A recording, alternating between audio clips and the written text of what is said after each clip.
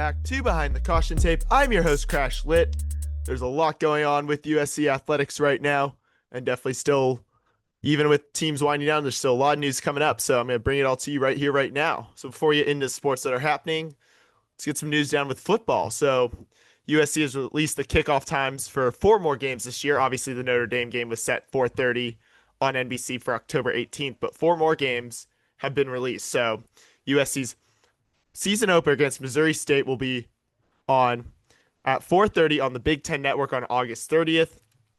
The game against Georgia Southern and the return of Clay Helton will be at 4:30 p.m. on Fox Sports 1 on September 6th. And then the first home game of the year, which will be at Purdue, and the first Big Ten game of the year will be at 12:30 on CBS on September 13th. And I think that game's going to be interesting. Main intrigue I have is it'll be Jade Mayava facing his former coach, Barry Odom, from when they were both at UNLV 2 years ago. Odom being a first year on the job at Purdue now, so definitely an interesting matchup there.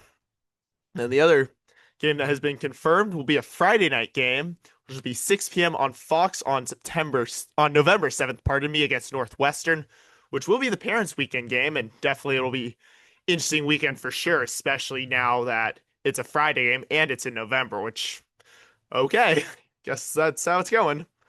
And then the other game that has been, we know for sure when it, at least a range of what windows it'll kick off, is the game in Iowa on November 15th, which will be the homecoming game. That'll either be a 12 or 12:30 kickoff time.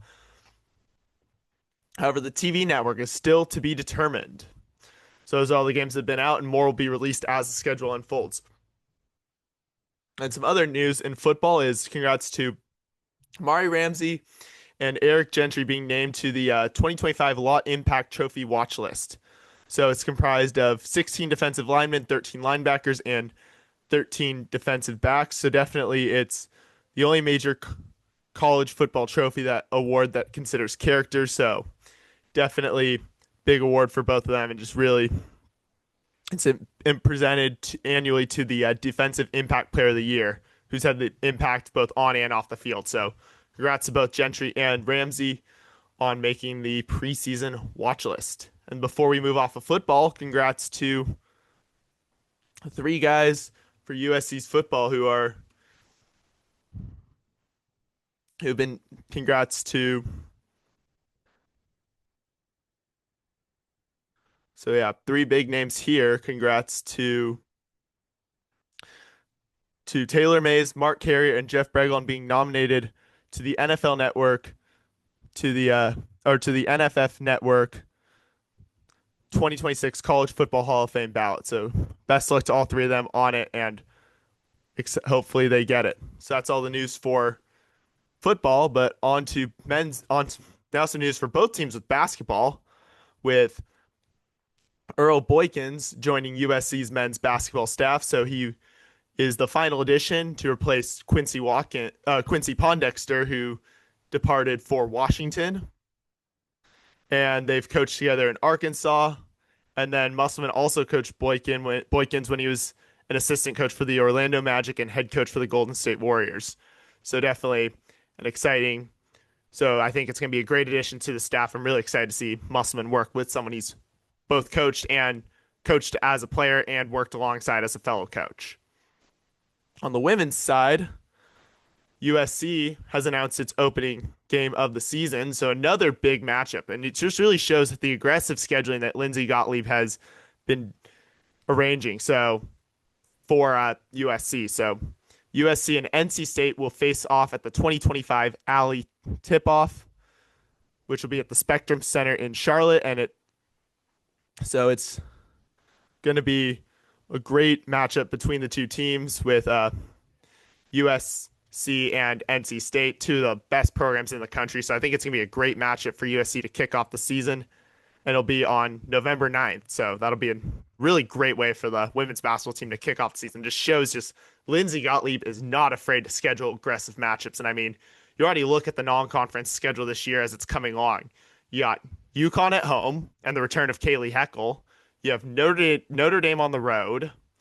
You have NC State now in Charlotte, which is obviously very much, with the Wolfpack obviously going to be having the inherent in regional home court advantage, and then South Carolina at Crypto.com Arena. So you got really just four really marquee matchups. Lindsey Gottlieb scheduling aggressively, and especially with these coming out even after in the wake of Juju Watkins and the uncertainty around her immediate future next year with USC due to her tearing her ACL. On to some other news with scheduling, women's volleyball has announced their 2025 schedule, and it'll be a 30-game slate. And it's one really I'm finding really intriguing. So USC won't leave Southern California. They'll either be playing at Galen Center or at LMU's Gersten Pavilion. But they got some great matchups. They'll play at LMU. They'll host San Diego, who's been good. They got Creighton coming. And then they got a 2-game series at Galen Center with LSU, and then among other games too, against Cal. And then a match against Cal to close out the non-conference slate. So definitely a really interesting matchup there, especially considering the former Pac-12 ties between the two schools. Then obviously, it's basically the schedule is flipped. So the home and road slate. So USC will face all the former Pac-12 members in UCLA, Oregon, and Washington once at home and once on the road, and then they'll face all the other teams once. So they got Indiana. So they got they start with 4 games on the road. So they got Penn State, Ohio State, Indiana, Purdue, Iowa, Wisconsin, Maryland, Minnesota, Northwestern, Rutgers, Nebraska, Illinois, my bad. Minnesota on the road. Sorry, Rutgers and Nebraska are home.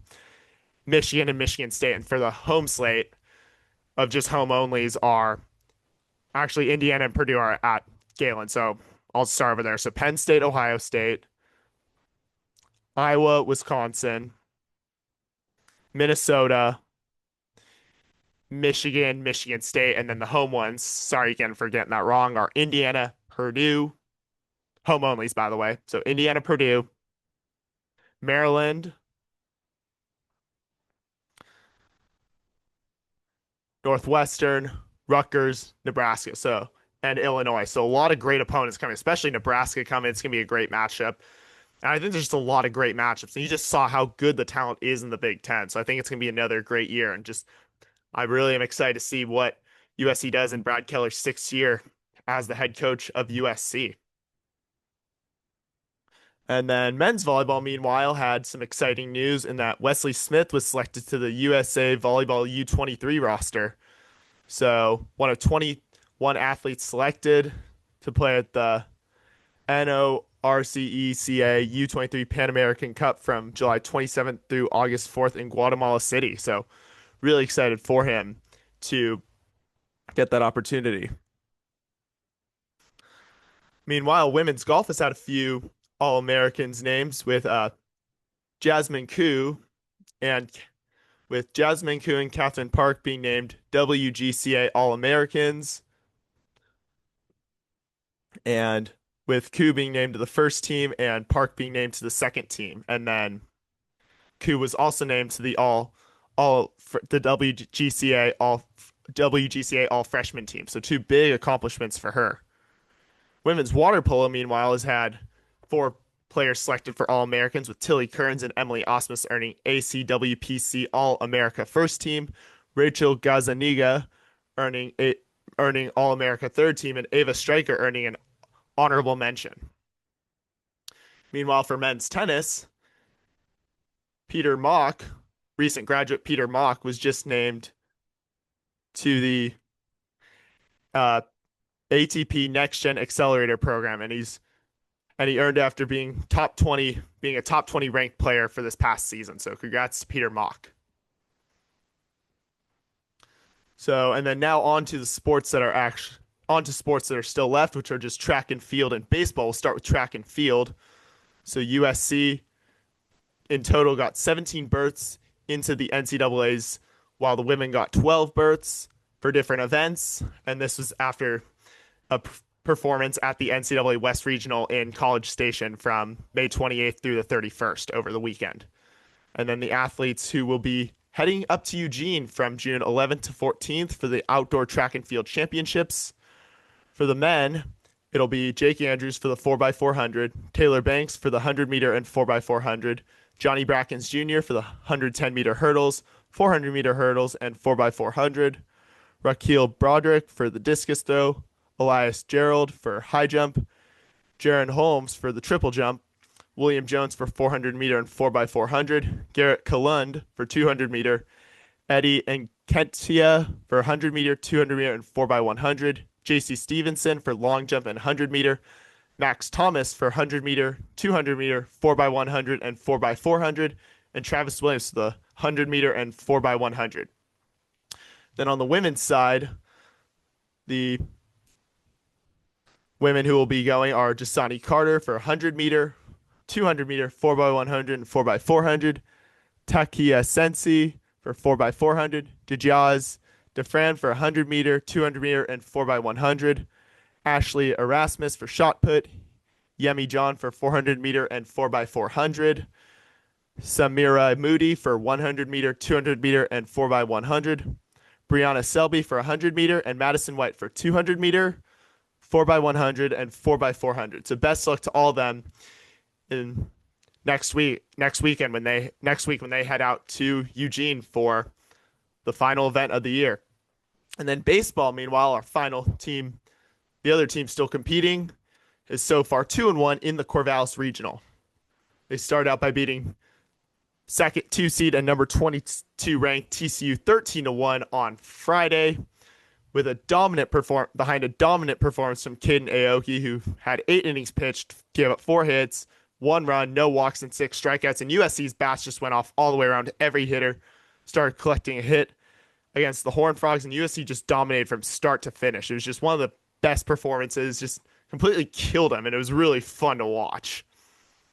And the following day, they beat St. Mary's 6-4 on Saturday. So USC struck first, but then St. Mary's got 3 unanswered runs. But then USC bounced back, especially on 2 crucial homers from Ethan Hedges to remain in the winner's bracket and then set up a matchup with Oregon State. And then also on the mound, Mason Edwards had a solid start, and then Caden Hunter earned his first save with USC with a stellar inning and a third to close out the game. So it was just really another solid performance, and just seeing this team really grit together and just crank out another win. But yes, there was a tough loss last night against the 8th ranked Beavers and on their home Goss Field in Corvallis. But then after USC initially looked like they're having some momentum after Braden Dowd got on, then Ethan Hedges hit a double, but Dowd was thrown out at the plate on the Hedges double and just kind of put the momentum in Oregon State's favor. And then USC just struggled to respond, and then Oregon State just kept scoring runs and really just pummeled the Trojans. So USC now sits at a record of 37-22 on the year. And up next, USC is in the elimination game. So against Oregon State, who's now 44-13-1 on the year. It's an elimination game.